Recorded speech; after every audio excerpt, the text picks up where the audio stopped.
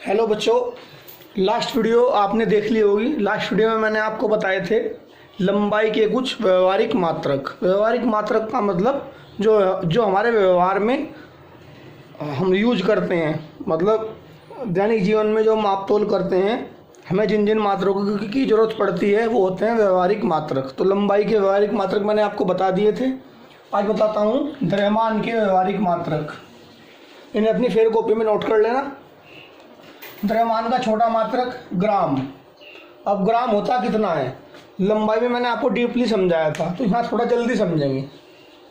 ग्राम क्या है, 1 किलोग्राम का 1000वां भाग है। अगर आप 1 किलो का बांट लें और उसके 1000 टुकड़े कर दें, बराबर बराबर 1000 टुकड़े कर दें, तो प्रत्येक टुकड़ा जो होगा वो 1 ग्राम का होगा। कुल मिला के 1 ग्राम क्या है, 1 किलोग्राम का 1000वां भाग। ये 10 की घात 3 है, ऊपर ले जाओ माइनस हो जाएगी। अगला है आपका 1 मिलीग्राम। 1 मिलीग्राम देखो, इकाई, दाई, सैकड़ा, हजार, 10,000, लाख, 10 लाख। 1 किलोग्राम का 10 लाखवां भाग। अगर आप 1 किलोग्राम के 10 लाख टुकड़े कर देंगे तो प्रत्येक टुकड़ा कितना का आ जाएगा, 1 मिलीग्राम का। ये 1 2 3 4 5 6, 10 की घात 6 बना, ऊपर ले जाओ माइनस हो जाएगी पावर। तो 1 मिलीग्राम में क्या हुआ, 10 की घात -6 किलोग्राम हो गए। अब 1 कैरेट, 1 किलोग्राम का 5000वां भाग। हल करोगे तो ये आ जाएगा 2 × 10 की घात -4 किलोग्राम। ठीक है, ये हो गया हमारा 1 कैरेट। अब एक और छोटा द्रव्यमान का मात्रक होता है, बहुत छोटा, 1 AMU। AMU का मतलब होता है एटॉमिक मास यूनिट। AMU का मतलब क्या होता है, एटॉमिक मास यूनिट।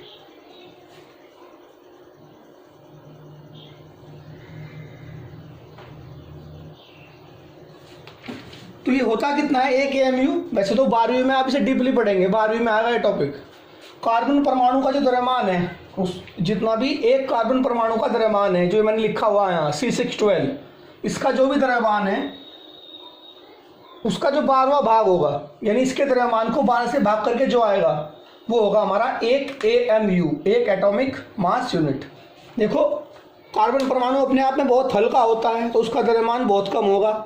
अब कार्बन परमाणु के द्रव्यमान को भी 12 से भाग कर दिया तो जो आएगा वो क्या होगा, 1 AMU। तो 1 AMU क्या है, C612 परमाणु के द्रव्यमान के 12वें भाग को, इसका जो द्रव्यमान है ना, C612 के एक परमाणु का जो द्रव्यमान है उसका जो 12वां भाग होगा, 12 से भाग करके जो आएगा उसे क्या कहेंगे, 1 AMU, यानी 1 AMU यानी 1 एटॉमिक मास यूनिट।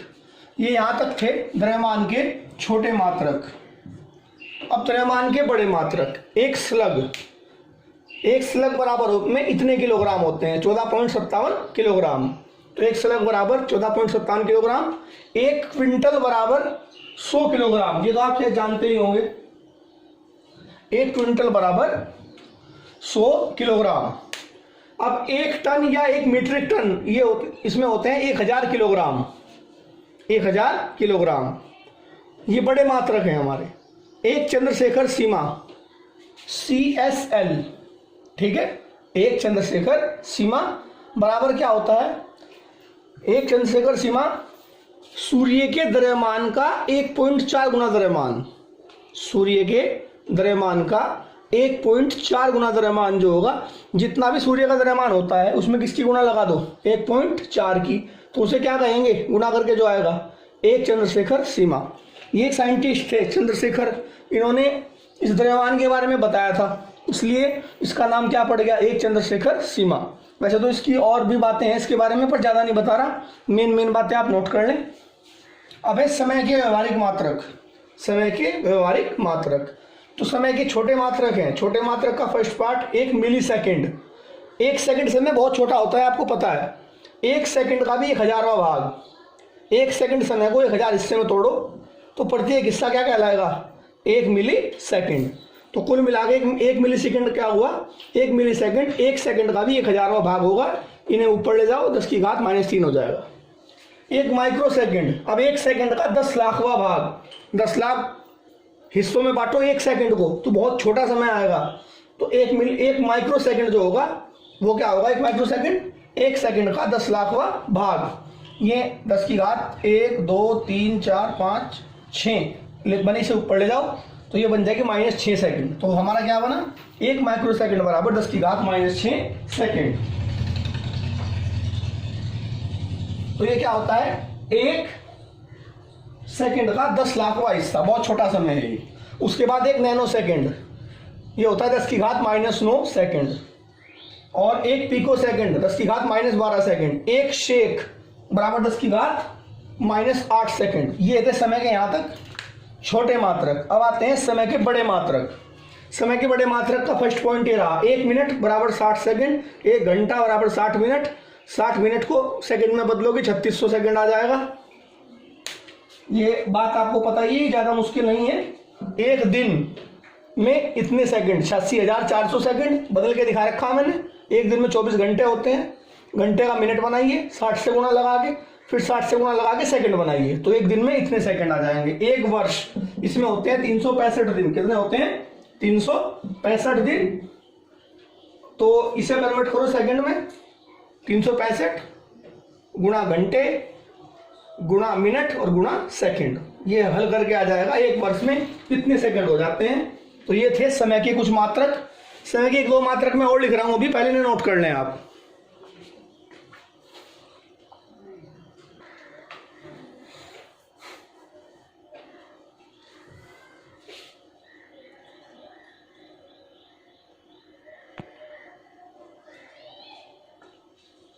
देखो बच्चों, ये मैंने एक सारणी बनाई है, ये बहुत ही बढ़िया सारणी है। इससे आप कोई भी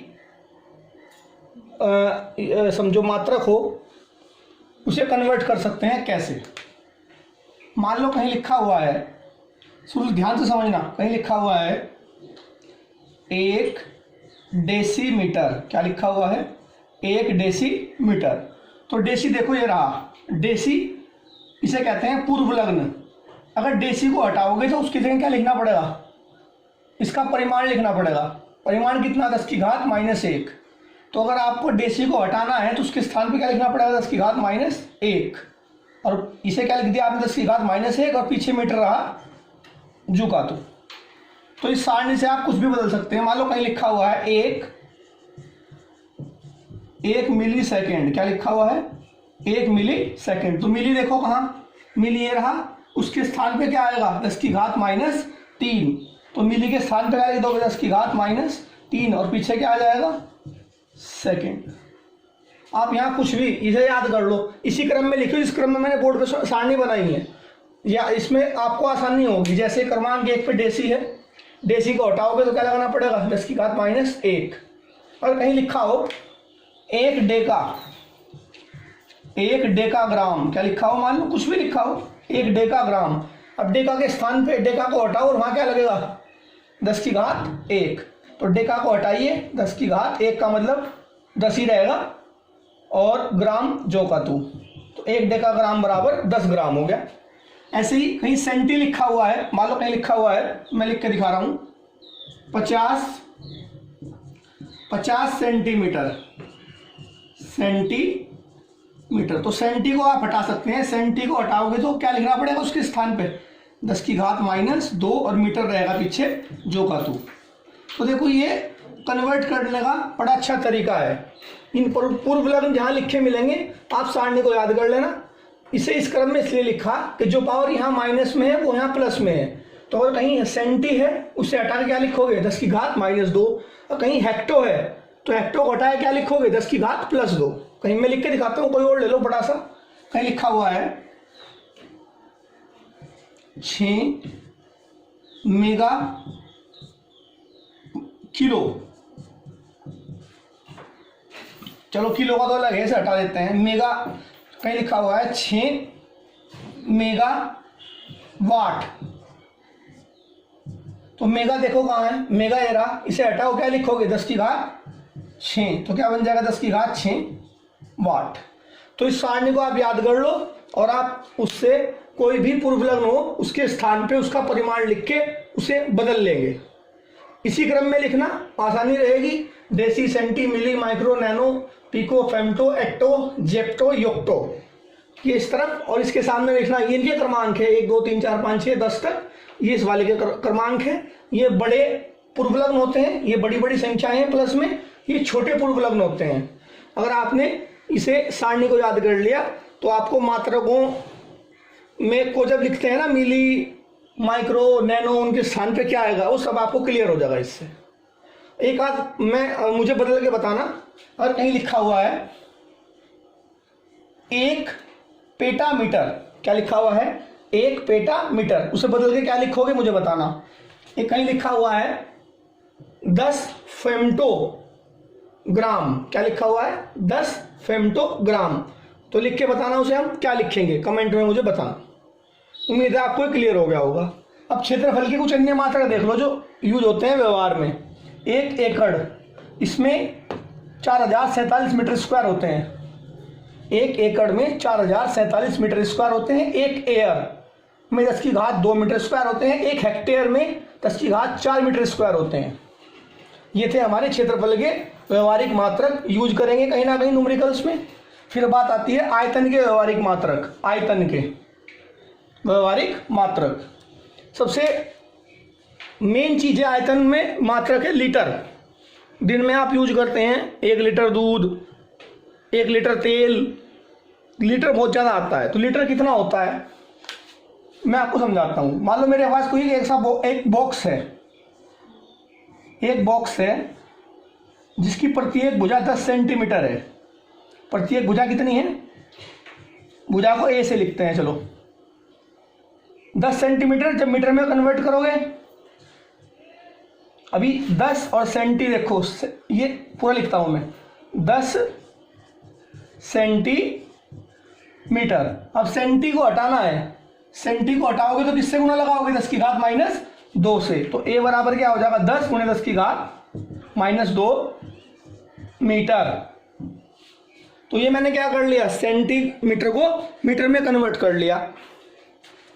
तो मेरे पास ऐसा कोई घन है जिसकी प्रत्येक भुजा क्या है, इसे आप हल करोगे तो 10⁻² माइनस की प्लस की 1, तो घटा के बचेगा 10⁻−1 मीटर। या इसे आप लिख सकते हैं 0.1 मीटर। क्या लिख सकते हैं 0.1 मीटर।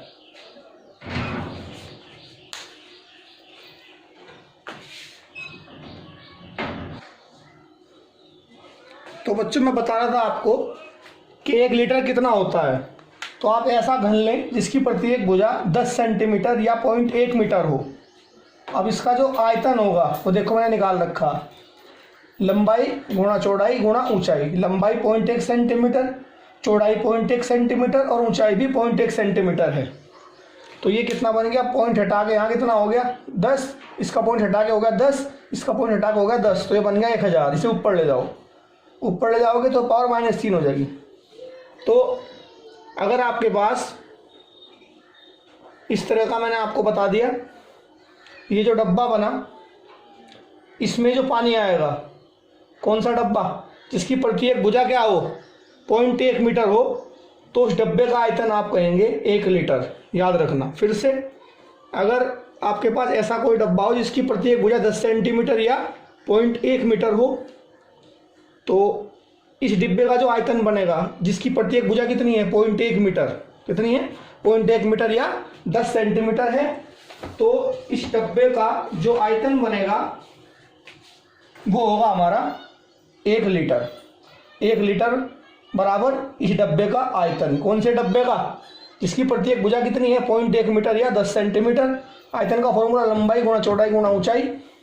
पॉइंट हटा के नीचे 3 जीरो आएंगे, एक पॉइंट ही हटेगा, एक ही हटेगा, एक ही हटेगा, 1000 हो जाएगा। ऊपर लेके जाओ तो 10⁻−3 बन जाएगी। फिर ब्रज गुणा करके 1 मीटर क्यूब बराबर 10⁻3 लीटर। तो याद रखना, एक ऐसा डब्बा जिसकी प्रत्येक भुजा कितनी हो 0.1 मीटर हो, उस डब्बे का जो आयतन होगा वो 1 लीटर होगा, या इस डब्बे में जो पानी आएगा वो 1 लीटर होगा। ठीक है, इस सारणी को इसी क्रम में याद करना, आपको आसानी हो जाएगी। जो पावर यहाँ माइनस में है वही सामने प्लस में है, तो याद करने में आसानी रहेगी। इसी क्रम में से याद करना।